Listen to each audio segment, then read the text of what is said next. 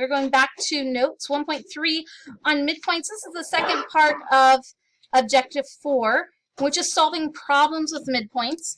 And we have a key definition of midpoints here, now an algebraic expression.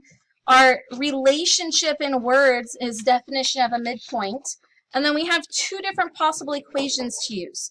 One is that if something is a midpoint, it creates two congruent segments, meaning my first congruent segment is equal to my second congruent segment. So I could set that up where my two segments are congruent to each other.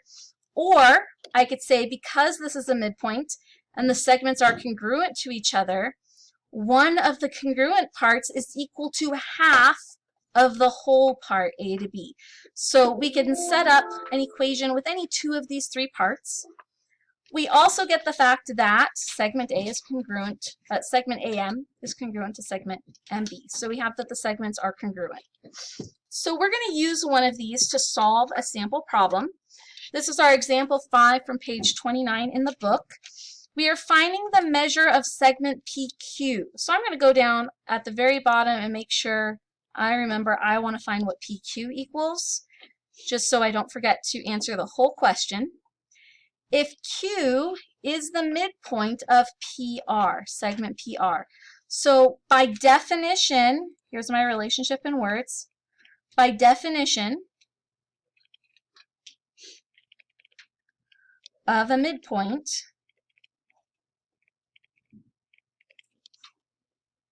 I'm given that Q is the midpoint. By that definition, that means that PQ is congruent to QR, and I mark that on my diagram. PQ, segment PQ is congruent to segment QR. That's what a midpoint means. That's my relationship. That's my equation. Midpoint makes two congruent segments. Okay. Now, what are my known variables? I know that PQ is equal to y minus 2, 9y minus 2, 9y minus 2. And I know that QR is equal to 14 plus 5y.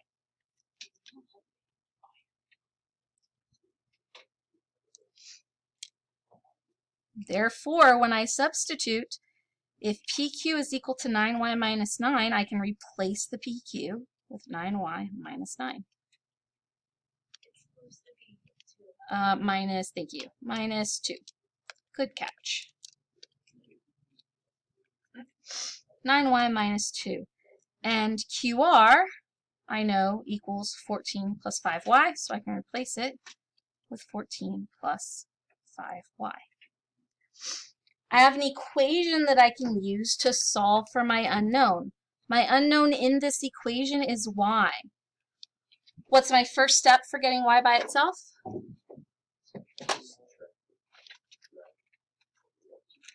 It's not on my keyboard.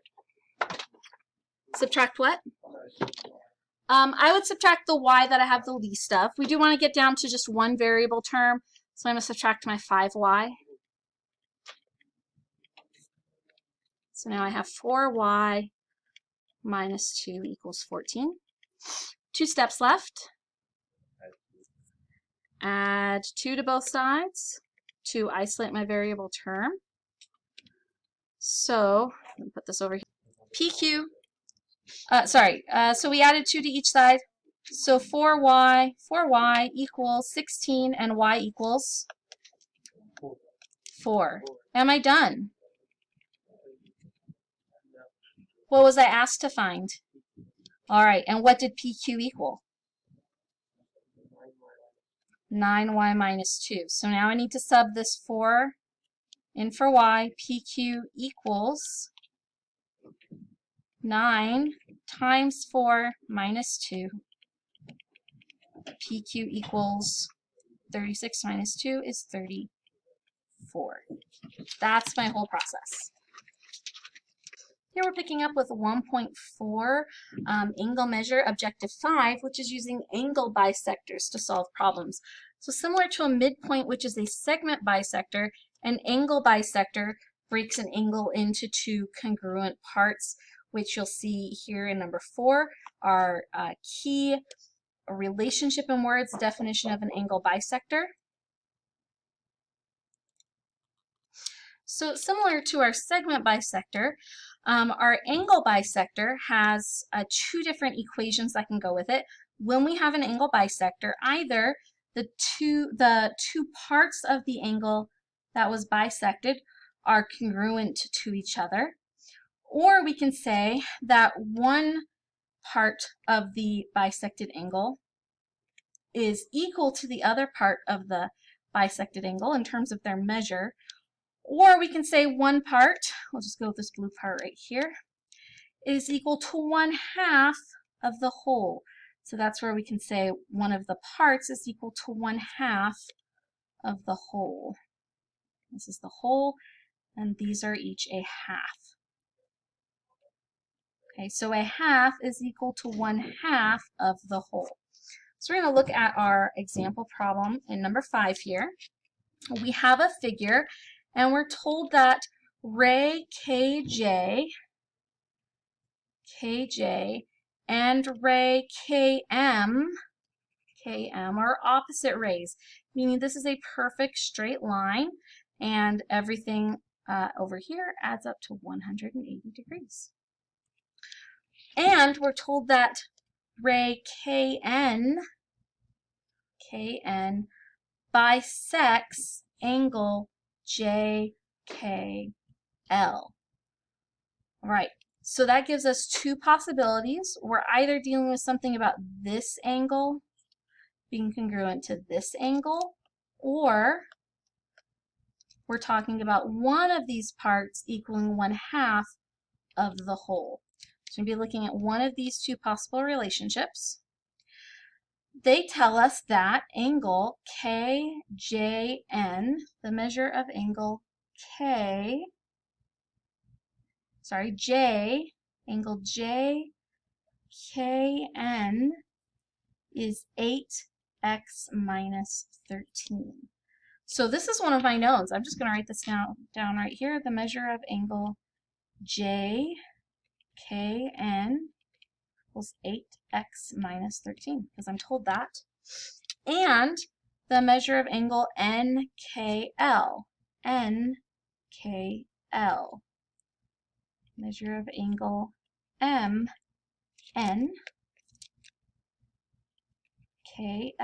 equals 6x plus 11.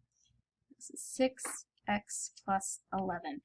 And remember, since these are the two parts I'm talking about, and they're formed by a bisected angle, this angle will be congruent to this angle, which we indicate with these circular tick marks.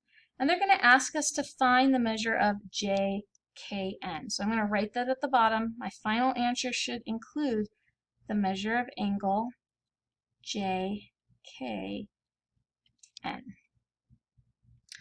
All right. Now, I know that I'm told I have an angle bisector, and I'm working with two parts that are the two congruent parts of an angle bisector. So my relationship in words is definition of angle bisector. So I'm using part of the definition of an angle bisector. And our relationship here is that this angle, JKN, angle JKN will equal, the measure of that angle will equal this angle,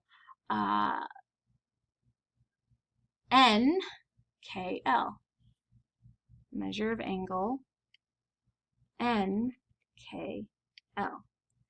That's my equation. I was given the measure of JKN and given the measure of NKL. So I can substitute those measures into this equation. The measure of JKN was given as 8x minus 13. And the measure of NKL was given as 6x x plus 11. Now I can solve for my unknown variable. First, I want to get the variable term, get down to one variable term. I'll remove my lowest variable term. So now I have 2x minus 13 equals 11. Then I want to isolate my variable term, so I'll get rid of the negative 13 by doing the opposite and add 13. So now 2x equals 25. And then I'm going to solve for x by dividing by 2. And I get x equals 12.5. Now I found x, but I was asked to find JKN. What do I know about JKN? Well, I'm told the measure of JKN is 8x minus 13. So I'm going to bring that down. This equals 8x minus 13. And I'm going to fill that 12.5 in for 8x. I'll actually do that right here. Okay, so the measure of angle JKN equals 8 times 12.5 minus 13. Now I can grab my calculator because I have my variable solved for. 8 times 12.5 is 100 minus 13. The measure of angle JKN equals 87 degrees. Does that seem reasonable? So we're going to look back. Does it seem reasonable that this measure is 87 degrees and this measure is 87 degrees because they're congruent, and that if I added those together, I'd still get something left over before I hit an 180? That makes sense. 87 plus 87 is going to be somewhere in the maybe 170 range, which leaves a small 5 to 10 degree amount left for my last part.